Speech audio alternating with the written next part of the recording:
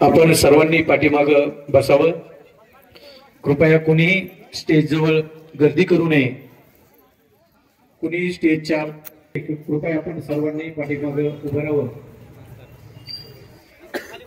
मनोरंजनाचं त्या ठिकाणी अध्यक्ष राजेंद्र भोके पाटील यांच्या प्रतिमेला अभिवादन करावं.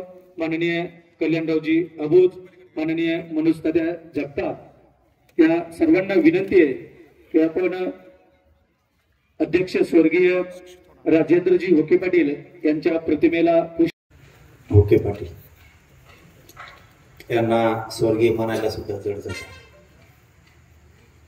आता बंधूंनी मोगाशी सांगितल्याप्रमाणे चुका असत नसत, परंतु संघर्ष आणि तो संघर्षाचा धागा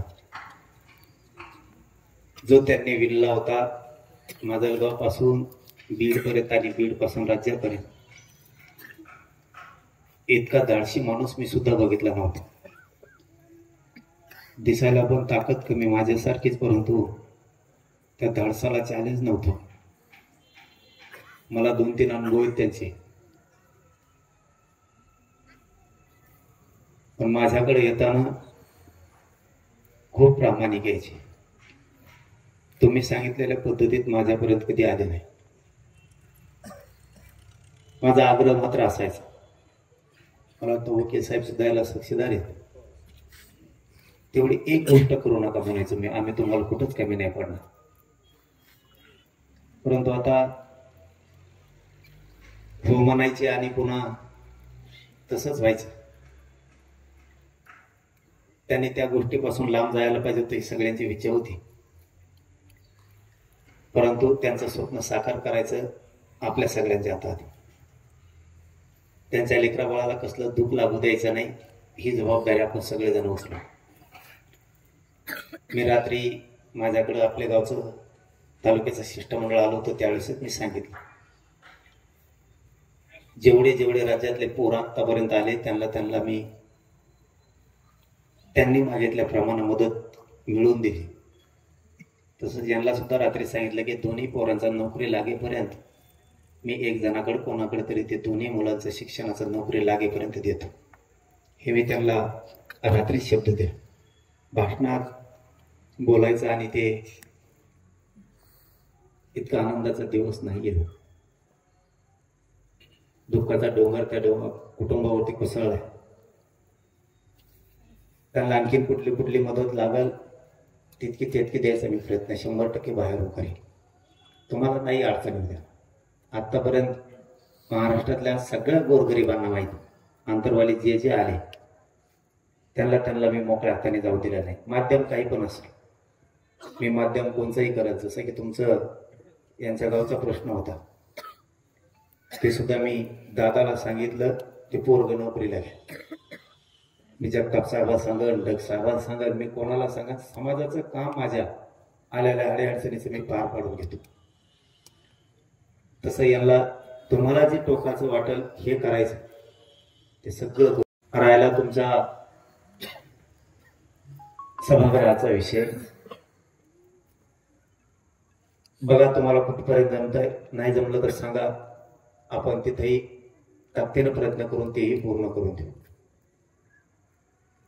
सगळ्याच्या वतीनं सांगतो, त्यांच्या कुटुंबियांनी सांगितलं म्हणून माजलगावकरांना हे करावं लागतं. त्यांना वाटतं की कधी आम्ही आलोत गेलो त्या 5 ताई मला माझा भाऊ दिसावा म्हणून एक पुतळा असा, हे तुम्हाला करावंच लागणार आहे. या ठिकाणी तिथं नकार कोणी आणू नका. त्यांचं म्हणणं आहे कधी रस्त्यानं जर आम्ही चालवत आमचा भाऊ दिसावा आणि त्या छोट्या छोट्या लेकराला त्यांचा बाप दिसावा, आठवण म्हणून. ही मागणी नाहीये, ही भावना आहे त्यांची. आणि ती वेदना त्यांनी त्यांची काळजात दाबून आपल्याला सांगितलं ही मागणीच नाही, ते नाव आणि ते पुतळा इथं उभा करूया. बोलताना ते बंधू बोलले म्हणून मी ते दादाला पण सांगितलं की जर त्यांना वाटत होतं माझ्यामुळे लेकरांवरती असं गोष्टी झाल्या तशा गोष्टी झाल्या, तुमच्याकडून असेल किंवा कोणाकडून असेल तर ते सगळं मागं घ्यायचं, तर त्यांनी, मी आता बोलतो त्यांना इथं जाहीर याच्यात बोलण्यापेक्षा इथं बाजूला घेऊन दादाला बोलतो किंवा जवळ घर असेल तर घरी जाऊन बोलतो. मी समाजाच्या लेकरासाठी 4-4 पावलं सगळ्यांना मागे सरकायला लावी. जर ती केसेस काय मागं होत असल्या पूर्ण ताकदीनं मागं करून घेऊ. संबंधितांचं तिथं काही लागत असेल तर तेही सगळं हे करून घेतो.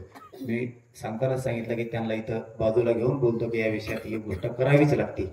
नसता त्यांचं कुठं इथं घर असेल तर घरी जाऊन या विषयात बोलतो, कारण माझ्या समाजासाठी मला कुठं जाऊन बोलणं अजिबात लहानपण वाटत नाही. तीही त्यांना एक भावपूर्ण श्रद्धांजलीच ओके पाटलाला होईल. आणि त्यांच्या जिथं जिथं अडचणी येतात भाऊ, मला जड जाता बोलायला, तुम्ही काय पण म्हणा, मला मराठा समाजाच्या लेकरांच्या आरक्षणासाठी केले त्या घरी पण जड जातं बोलायला. इथं पण मला बोलायला होतं, फक्त काम सांगा, नाही केलं तर माझं गाव तोंड नाही दाखवणार पण. कारण आतापर्यंत मला जेवढे जेवढे राज्यातले सांगितले मराठा आरक्षणाच्या पलीकडचे पण सामान्य लोकांनी त्यांचे साधे साधे विषय पण, मला काय वाटत की मी सगळे पार पाडले नाहीत म्हणून, पुरेचे पुरे पार पाडले. तसं तुमच्या सभागृहासाठी राजेभाऊंचं खूप मोठं ते स्वप्न होतं, त्याच्यासाठी पुतळ्यासाठी त्यांच्या स्वतःचे, त्याला तर माजलगावकर कमीच नाही पडणार. पुतळा म्हणजे ती घराची भावना आहे, त्यांच्या लेकरांचं, त्यांचा बाप त्यांना त्या लेकरांना कधी बघायचा, ते स्वप्न आपण पूर्ण करू शकत नाहीत म्हणल्याच्या नंतर आपल्यात कोणची माणुसकी जागी.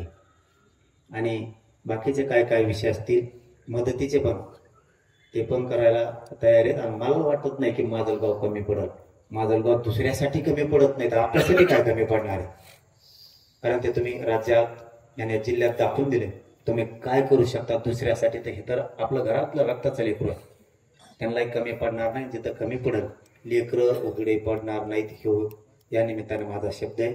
शिक्षणासाठी एखाद्या दिवस मी आता तुम्हाला 2 घंट्याच्या तात्याला निरोप देतो की कोणी घेतलेत म्हणून, म्हणजे आत्तापासून तर नोकरी लागेपर्यंत मोफत शिक्षणाला, म्हणजे त्यांचे असं नाही की 10वी पोतच केलं तिथून पुढं फीस मागितली, ते जितकं शिकतील तिथपर्यंत नोकरीला लागेपर्यंत एक जणाकडे देतो मी. 1-2 घंट्यात तुम्हाला वापस फोन करून सांगतो.